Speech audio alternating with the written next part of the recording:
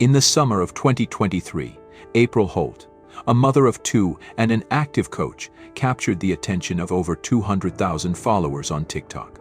She carefully crafted her online persona as an optimistic woman, surrounded by the warmth of a happy family.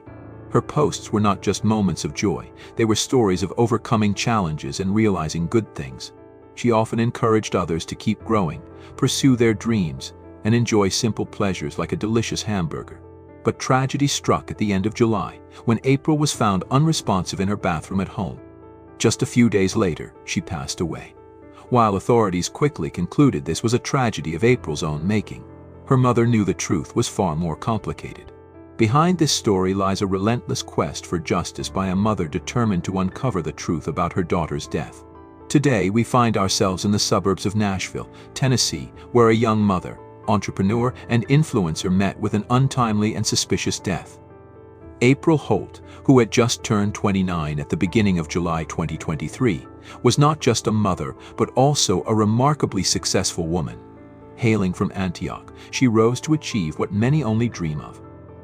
As an independent lash technician, April bravely left her steady job to start her own business, proudly becoming the master of her own life. She once said, "Happy 29th birthday to me.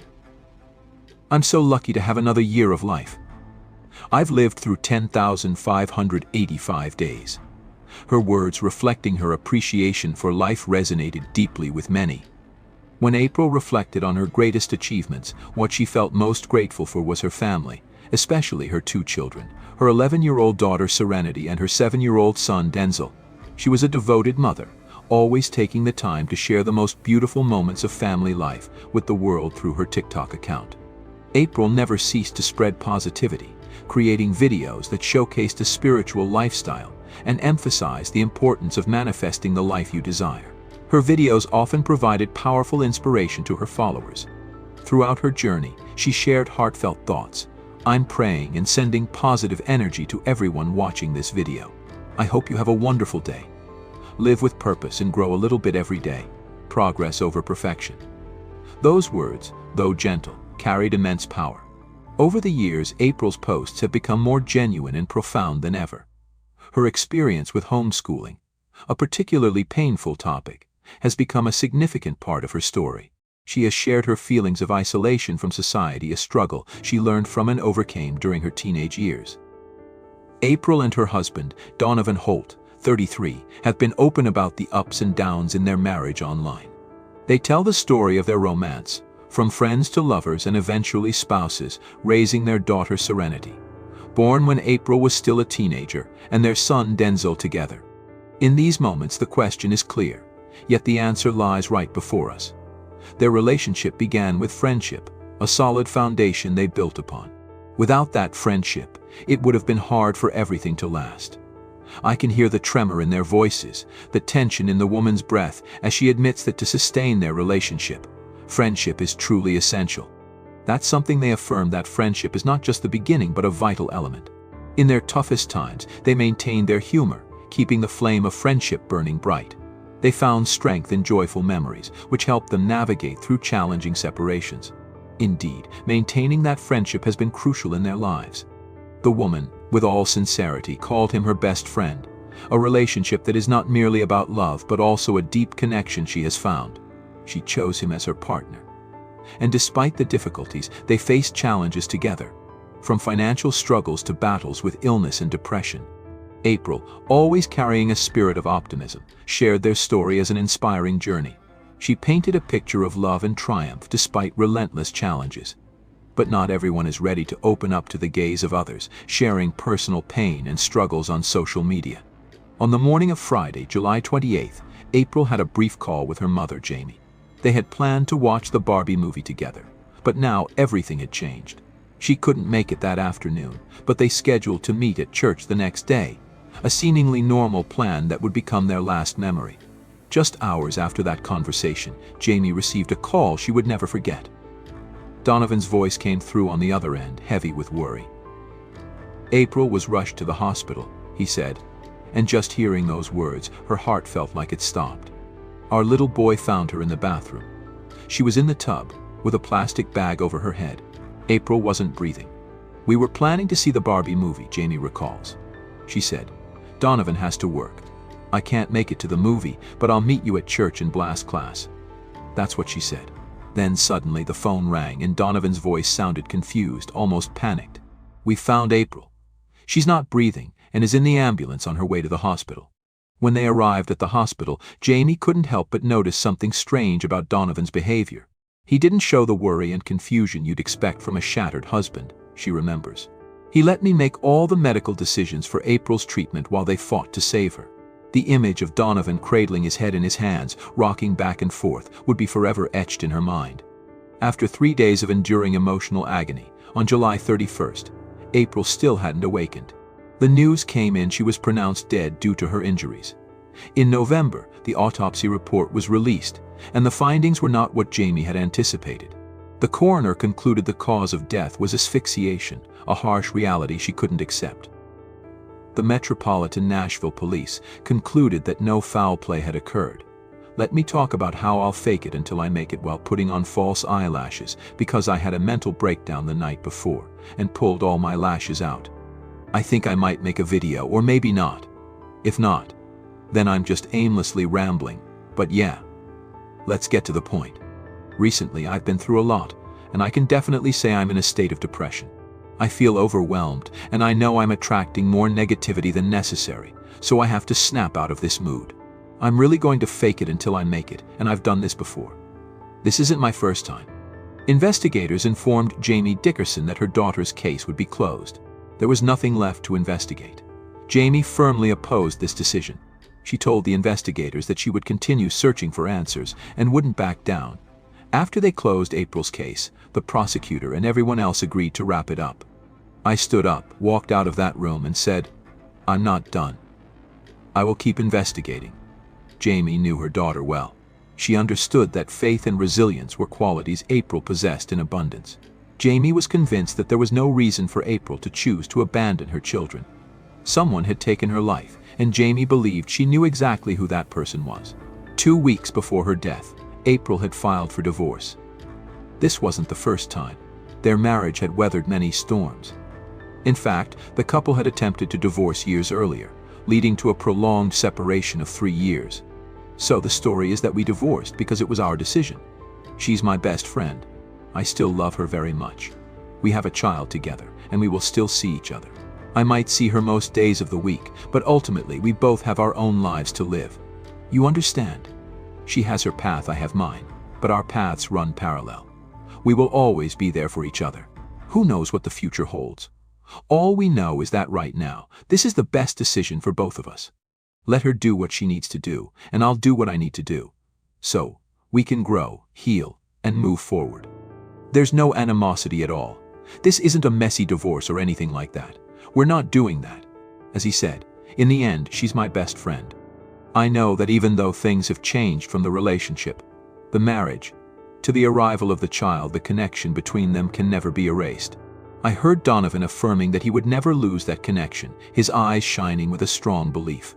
"We're okay," he insisted, but deep down, I sensed hidden insecurity. They had separated, but they never truly cut off all contact. In front of their followers, they maintained a happy facade, like a mask hiding the reality within. Maybe part of it was genuine, but I couldn't help but think they were trapped in an unhealthy cycle. After a long period of separation, they decided to rekindle feelings, to reheat a relationship that had grown cold. In the videos they shared, they took pride in their ability to forgive and maintain open communication, but I knew that personal growth while staying together isn't always simple. The darkest moments in their relationship seemed to always be hidden from the public. But I knew that their arguments had become much more intense. In July 2023, April was determined not to back down anymore. She told her mother that she would resolutely leave Donovan for good, a decision that carried heavy weight. I couldn't help but think that Donovan felt this determination too. Jamie later revealed that he had pawned his wedding ring just a week before April passed away. "Is it me? Am I the problem?" he wondered, in an internal struggle. "Maybe I am," he admitted, but then questioned himself. Am I the villain? All the mixed emotions within him were accompanied by a deep fear. On July 28th, the day April was found unresponsive in the bathroom, the couple had an argument, and the details of this dispute remain unclear. That morning, Denzel, their son, heard the arguing echoing from the living room but couldn't make out the words. Later, Denzel recounted to his grandmother what he remembered from that horrific day. On July 28th, Mom woke up, had coffee, took notes as usual, and enjoyed a peaceful morning with her 7-year-old son, Denzel, he said with innocent eyes. Then, his mother and father went into the bathroom and started arguing. Denzel, my grandson, pressed his ear to the door and heard his parents fighting. The boy curiously peeked through the crack, saw both pairs of legs, but couldn't make out what they were saying. Confused, he ran back to his room. Shortly after, his father came in, helped him get dressed, and fed him a mundane act amid the surrounding tension. Then, his father told him to check on his mother. He called 911. When we arrived at the hospital, I had to face a harsh reality. April had lost brain function and had no blood circulation to her brain. Everything happened so quickly, and it was only after more than 6 hours of anxiety that we discovered the bag. During that time, her husband returned to the apartment twice, yet the purpose of those returns remains a mystery. On July 31st, 2023, when my daughter was declared dead, the desire for justice within me surged stronger than ever. What followed was a battle that Jamie had to fight to apply public pressure on the Nashville police and the prosecutor's office. She started by seeking media attention. Jamie reached out to local news stations, contacted local celebrities, and frequently posted about the case on her social media. It was a tough struggle. Once the official investigation closed, drawing media attention to the case became difficult, nearly impossible. Coverage of April's case completely halted, and frustration filled the hearts of her loved ones. A voice echoed in the empty room. I don't understand if I did something wrong, or how to reach out. But no news channel in the Nashville area has reported on the story of April Holt, my daughter. Not a single channel from day one, and 14 months have passed. A mother persisted in contacting every news outlet she could think of, from Channel 2 to Channel 5. But all she received was silence. I reached out to many local celebrities, but no one responded or showed any interest. She sighed, feeling like her voice was being forgotten amidst the hustle of life. Jamie didn't just stop at online activism. With determination and grit, she demanded the entire case file and conducted her own investigation. By filing an official complaint with the Community Review Board in Nashville, Jamie forced them to reconsider how April's case was handled. Ultimately, the Metro Nashville Police Department launched a second investigation. 4 months later, they presented a 47-page report, a document Jamie hoped would shed light on the darkness surrounding her daughter's death. However, the second investigation did not change the classification of the case or the circumstances surrounding April's death. What it provided was merely a treasure trove of details that Jamie had to uncover on her own. She spent countless hours poring over the reports and related documents, immersed in heartbreaking and helpless information. Days turned into weeks, then months, as Jamie searched for available information, trying to understand the evidence in her possession. Meanwhile, this grieving mother didn't forget her responsibilities to her grandchildren, focusing on creating a stable home for them.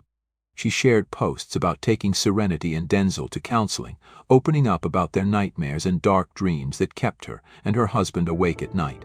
Jamie didn't hesitate to express her sorrow, even publishing a book titled Grief Through Compassion, as a way to release her pent-up emotions. Proceeds from this book not only helped her make ends meet but also supported her next children's book titled Grief with Me. It would be a continuation of her journey, a beacon of hope in the darkness she was seeking. Jamie also became an advocate against domestic violence, her views illuminating the complex dynamics in many relationships. She realized that violence doesn't always manifest in the ways we expect. During this time, she also struggled to keep her children together, trying to shield them from further pain in a world already filled with heartbreak. In the months after his wife's death, Donovan Holt decided to move to Texas with his son in search of a fresh start. But it was no surprise that Serenity didn't want to go along on that journey. She tearfully said, "Grandma, I'll do anything to stay with you." Those words pierced the hearts of those left behind, evoking a pain and loss that no one could erase. I never intended to influence the boy's feelings in any way. Although people often judge that I'm on the other side, I assure you that's never been the case. I hope the boy will form his own opinions and find happiness, no matter where that leads him. All I wish is for him to be happy and enjoy a full childhood alongside his sister." Jamie's relationship with her ex-son-in-law was growing more strained than ever. In April 2024, Jamie decided to stop sharing her concerns about April's case, announcing that she had been placed under a gag order. Although her online advocacy efforts had to be paused, Jamie's commitment to seeking justice for April burned fiercely, with an unwavering determination. Initially, investigators stated that April showed no signs of trauma related to the events leading to her death. However, Jamie noticed some glaring inconsistencies at the hospital. April had visible bruises on her body. The autopsy results revealed suspicious marks on her neck, thigh, and ankle, and there was even a wound on the inside of her thigh. The most crucial piece of evidence in this report, overlooked by the initial investigation, could not be ignored. On the tape wrapped around April's head, there was only one set of fingerprints. And notably, there was only that single set of fingerprints on the tape. Those fingerprints did not belong to April. Instead, they matched Donovan Holt. In September, Jamie was determined to confront her ex-son-in-law directly about the information she had uncovered. During this tense conversation, Donovan confessed. She told him, "You can tell me the truth, or I'll meet with the cold case team next Thursday and ask them to reopen this case." I wasn't surprised. I didn't feel shocked because I had lived with this worry for a year, fully aware of what had happened. I had known the truth for a long time. Jamie brought the recording of the confession to the police. After this revelation, April's autopsy was reevaluated, and the final conclusion was changed. Her manner of death was officially reclassified as homicide. On September 20th, 2024, the MEMT announced that Donovan Holt had been arrested in San Antonio after he confessed to killing his wife directly to the detectives. Donovan was indicted by a grand jury on charges of reckless homicide, tampering with evidence, and false reporting. I also want to update that there has been an arrest. Detectives called me to inform me that Donovan Holt had been arrested in Texas for the murder of April Holt. He is being extradited back to Tennessee. That's the current update. We've got him in custody, and he's on his way back. We are now awaiting the next steps in the legal process. Donovan, the suspect, has been transferred from Texas to Tennessee and is being held on a $75,000 bond, awaiting his scheduled sentencing hearing on October 23rd. Thanks to the efforts of the Nashville Cold Case Unit, all remaining ambiguities in the case have been clarified, paving the way for justice for the victim. The 33-year-old man provided police with a version of events that was consistent with what he had told his ex-mother-in-law. In a fit of rage, he admitted to choking his wife during an argument. To cover up that horrific crime, he dragged her body into the bathroom, placed a bag over her head, and taped it shut. After committing this brutal act, he left the scene as if nothing had happened, to prepare lunch for their son. After Denzel finished eating, the boy asked to check on his mother, a deeply touching act filled with a child's concern. Eventually, he called for an ambulance. Meanwhile, April's children were with their grandmother, who reported that the kids were okay, as much as they could be. Some days were easier than others, but there's no denying that the pain still lingered.